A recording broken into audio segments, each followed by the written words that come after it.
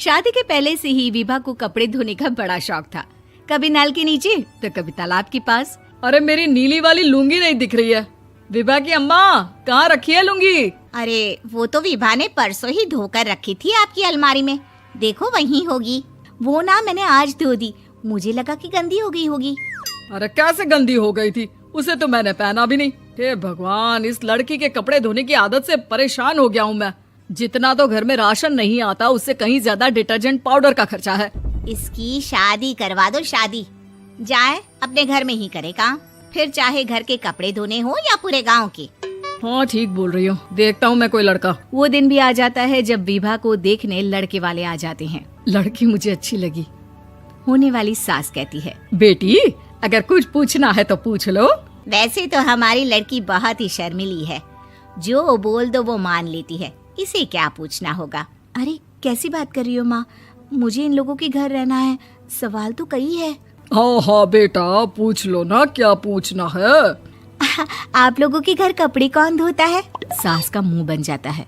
देखो, अगर तुम ये कहना चाहती हो कि तुम्हें कपड़े धोने नहीं आते तो सुन लो, कपड़े मैं ही धोती हूँ, लेकिन तुम्हारे आ जाने के बाद मैं रुमाल तक नहीं धोऊंगी। अरे चुप रहना भाग्यवान, बहू बेचारी घर आई नहीं, उसे डराना शुरू कर दिया। वो क्या है ना बिटिया, अभी तक तो ये कल्लू की माँ ही धोती थी, लेकिन अब तुम्हारे पापा तो दहेज में वॉशिंग मशीन देंगे ही। तभी विभा की माँ बोल पड़ती है, सवाल भी पूछा तो क्या। वैसे भाई साहब, मशीन की तो फिर भी कपड़े धोने की कैपेसिटी होती है। मतलब जो बिटिया दे रहे हैं ना विभा, इसे कपड़े धोने का बहुत शौक है। ये आप लोगों के क्या, आस पड़ोस गांव मोहल्ले सबके कपड़े धो दे और उफ तक ना करे। बाहर देखा नहीं आपने कितने कपड़े सूख रहे हैं, सब हमारी बिटिया ने ही तो धोए हैं। बस भी करो ना माँ, शर्म आ रही इतनी तारीफ सुनकर। और तो और एक दाग निकाल कर दिखाओ तो मान जाऊं। हाँ अच्छा, माफ करना बेटा, मैंने गलत समझा, हमें तो रिश्ता बहुत पसंद है। और ऐसे जुड़ जाता है रिश्ता कपड़े धोने का शौक रखने वाली विभा का। उसकी शादी हो जाती है कोयला फैक्ट्री में काम करने वाले कल्लू के साथ। शादी के बाद अचानक विभा चिल्लाती हुई सास के पास आती है। सासू माँ, अरे सासू माँ कहाँ है आप? ये तो धोखा है, धोखा दिया आप लोगों ने मुझे। इसे ससुर के चक्कर के बारे में पता चल गया। अरे तो उसमें तुझे क्यों धोखा मिला है? अरे नल में पानी नहीं आता, कपड़े कैसे कब धुलेंगे? अच्छा, तू पानी नहीं आ रहा उसकी बात कर रही है। तो आपने क्या सोचा? कुछ नहीं। अच्छा, तेरी माँ ने कहा था कि कपड़े धोने का शौक है तुझे, याद आया मुझे। शौक बोलकर कपड़े धोने वाले मेरे जुनून को कम ना आके सासू माँ, कपड़ा धोना मेरा गुरूर है। तभी पति भी वहाँ आ जाता है। अभी मैंने इसे सनी देओल की फिल्म दिखाई है, उसी के डायलॉग मार रही है माँ। अच्छा सुन, साफ साफ बता रही हूँ, पानी सुबह 4 से 6 और शाम को 10 से 12 आता है, समझी? विभा टाइमिंग सुनकर हैरान हो जाती है। ये क्या भूतों का मोहल्ला है? सुबह 4 बजे उठकर कौन कपड़े धोता है? 4 बजे टंकी में पानी जाता है, फिर सारा दिन धोना ना, किसने मना किया? अरे कैसी बात कर रही हैं? 200 लीटर की टंकी में कितने कपड़े धो लूंगी मैं, सुबह ही उठ जाऊंगी मैं। अब क्या था, विभा सुबह 4 से लेकर रात के 12 बजे तक कपड़े ही धोती रहती। एक रोज सास पड़ोस से निकलकर कहीं जा रही होती है कि साथ वाली कहती है, हाँ कल्लू की माँ, जरा ये बताओ कि 2 साड़ी है, 2 ब्लाउज और एक पेटीकोट और एक नाड़े वाला लंबा कच्छा। हाँ तो? अरे तो क्या, कितना लोगी धुलाई ये बताओ। धोबन दिख रहे हैं हम क्या? हमारे पति सरकारी नौकरी से अभी रिटायर हुए हैं और बेटा सुपरवाइजर है कोयला फैक्ट्री में।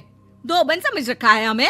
हाय रे कल्लू की अम्मा, माफ कर दो, वो तो मोहल्ले में यही सब बता रहे थे कि तुमने बहू को कपड़ा धुलवाने के काम में लगा दिया है। सास को पड़ोसन की बात सुनकर गुस्सा आ जाता है। वो घर पहुंचती है जहां घर के बाहर ही इतने सारे कपड़े सूख रहे होते हैं जितने कि किसी धोबन के घर पर। अरे ओ कल्लू की दुल्हन, बाहर निकल।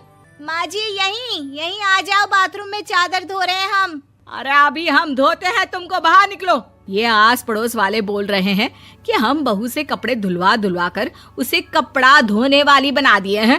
अरे छोड़ो ना माँ जी, किन लोगों की बातों में आती हो? आस पास के लोगों का तो काम ही होता है कि वो किसी तरह सास बहू को लड़ा दे।